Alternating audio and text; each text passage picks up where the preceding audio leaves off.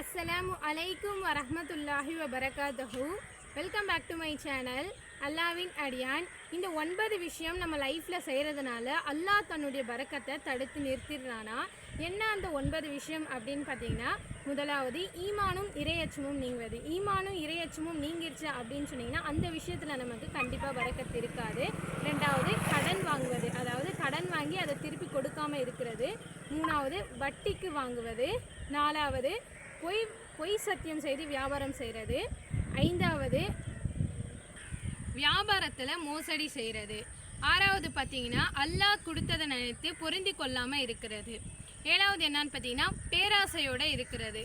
எட்டாவது ஹராமான வழியில் சம்பாதிக்கிறது.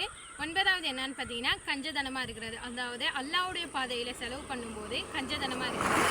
இந்த 9 விஷயம் பார்த்தீங்கன்னா பரக்கத்தை தடுத்து நிறுத்திடும் அப்படின்னு